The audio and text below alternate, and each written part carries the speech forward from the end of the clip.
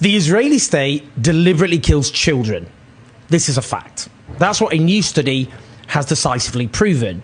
Now, some context before I go into this study. We've constantly heard claims by cheerleaders of the Israeli state, and indeed leading figures of the Israeli state, that Hamas deliberately kills civilians while Israel does not.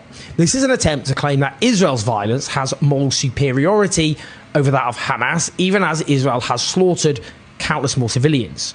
Indeed, we should all be agreed that each and every of the 36 Israeli children killed on the 7th of October represented a heinous crime. That this therefore means the around 14,000 Palestinian children we know to have been killed is a crime of unimaginably obscene proportions, and that figure is itself likely to be a drastic underestimate. More on that later. Indeed, it should be noted that many of the Israeli children killed on 7th of October were killed by untargeted Hamas rockets, while Israel claims it has moral superiority because it uses targeted missiles, which, given the biblical death toll, is rather hard to process. Around 3.5% of those killed on 7th of October were children, including one baby who was killed after Hamas militants shot bullets through the door of a safe room. Approximately 40% of Palestinians killed by the Israeli state since 7th October are children. Now, this new study is a joint venture between Forensic Architecture, a research agency based at Goldsmiths at the University of London, and Al Jazeera journalists. It's a study into the killing of Hind Rajab, who was 6 years old, along with her family, including 4 other children, her cousins and 2 adults, on the 29th of January this year.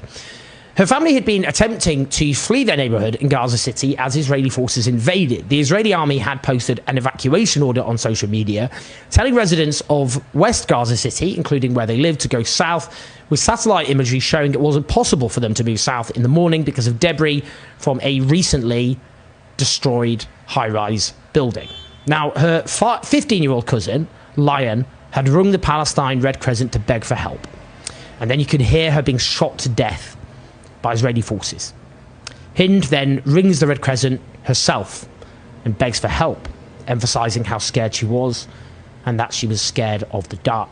You can hear the ambulance operator being extremely emotional as she talks to a deeply traumatised and terrified little 5-year-old girl. Both Hind and her cousin reported clearly that there was a tank nearby. Only the Israeli state has tanks. The Red Crescent sent an ambulance with coordinates sent to the Israeli forces. The Israeli forces then destroyed the ambulance, killing both paramedics. Their bodies were found 2 weeks later, as well as the bodies, of course, of this family in this car, which had been riddled with bullets. And it should be said, in terms of the paramedics, almost nothing remained of their bodies. They were found about 50 metres away. Now, according to the Forensic Architecture study, the mother of Hind, who wasn't in the car, saw shots fired at the car from an intersection to the north of the home. The satellite images showed Israeli military vehicles with the shape and size consistent of Israeli Merkava tanks. The analysis of these experts suggests the shape of the depression of the windshield of the car suggests it was run over by a light vehicle, likely an Israeli military bulldozer made by Caterpillar. They've used the visual evidence to map the bullet marks and mapped a total of 335 bullet holes on the body of the car. 335 bullet holes. The analysis of the recording of the phone call made by 15-year-old Lion, Hind's cousin, finds that there was a total of 64 gunshots during that conversation, which could be heard, fired in just 6 seconds. Those firing the shots were firing at a range of 750 to 900 rounds per minute, which exceeds that of an AK-type rifle, most commonly used by Hamas. They suggest, instead, the experts, that it's consistent with weaponry issued by the Israeli army, like the M4 assault rifle or the type of machine gun used on a Merkava tank. Their analysis finds that the tank could only have been between 13 and 23 metres away from the car when Lion was shot. And just listen to this sentence. Let me just read it and listen to it carefully. At such proximity, it is not plausible that the shooter could not have seen that the car was occupied by civilians, including children. They add, earshot audio ballistic analysis supports the final words of Lion Hamada. The gunfire came from a tank that was next to them. The experts go on to conclude the following. From the tank position indicated by the greatest alignment between entry and exit holes, we concluded that the shooter would have had a clear view of the car and its passengers. In other words, they would have been aware of the presence of 2 children. That is, of course, Hind and her cousin, Lion. This research is extremely clear. It's not credible.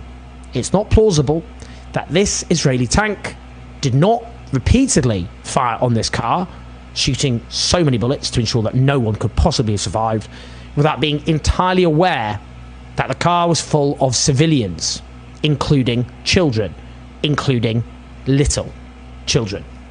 The soldiers in that tank killed those children and 2 adults deliberately. That is the only possible conclusion you can arrive at based on the evidence. If just this one atrocity had happened on the 7th of October, Israeli kids, one of them 5, begging for their lives, terrified, on the phone to an ambulance responder, all deliberately gunned down by Hamas militants who can see very clearly that they're slaughtering children with bullets. And then an Israeli ambulance coming to rescue them is blown up by Hamas militants, killing 2 Israeli paramedics. If that one atrocity had happened, it would have been regarded as one of the most abominable atrocities of that day. It would have been presented as evidence to the despicable barbarism of Hamas. It would have been one of the main crimes which politicians and media outlets in the West would have focused on. It would have been described as akin to Nazi atrocities. It would have been front and centre as evidence used to justify the obliteration of Gaza, which then took place. You know when I say that, I'm saying the obvious truth. We all know that's true. Here is just one case study that illustrates that Israel's genocidal campaign against Gaza, one backed and armed by our governments, one legitimised and supported by media outlets, is deliberately murdering children and perpetrating some of the worst atrocities of the 21st century in full, public, shameless view. Now, we know from reports earlier this year that foreign doctors who've gone to Gaza have reported receiving children who had sniper shots to the head.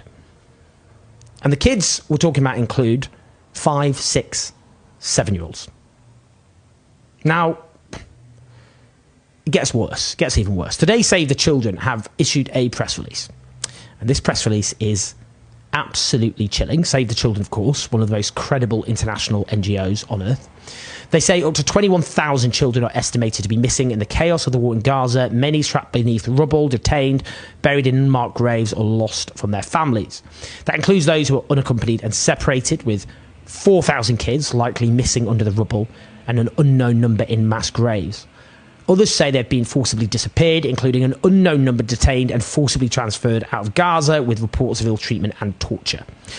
That's on top of the more than 40,000 children officially declared by Gaza's authorities to be killed, around half of whom haven't been fully identified, partially due to their bodies being harmed beyond recognition. A really important point, because there's this attempt to discredit the official death toll as though it's been inflated, when actually the evidence shows is extremely likely to be a drastic underestimate.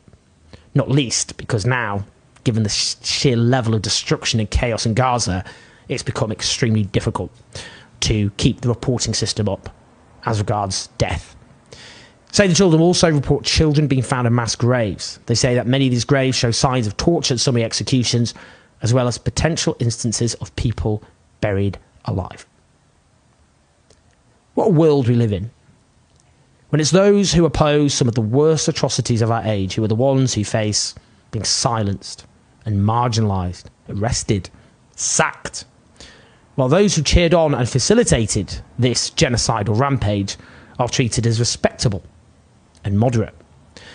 Well, these crimes are too extreme, too big, too repulsive to get away with. People have seen too much to be unseen, heard too much to be unheard, read too much to be unread. Israeli impunity is collapsing in real time. We can see that from the International Criminal Court, with the chief prosecutor's request for arrest warrants against the Israeli Prime Minister and his defence minister, with, it's believed, more crimes to be added to the list and potentially more people subject to arrest warrant requests to the International Court of Justice. So, as I began, the Israeli state deliberately kills children That itself is all you need to know. One of the great crimes of our age, and everyone who's complicit in this has to be held to account. Please like and subscribe. Do leave your comments. Do help us keep the show on the road and take on this pro-genocide media at patreon.com/OWS84. Listen to the podcast. I'll speak to you soon.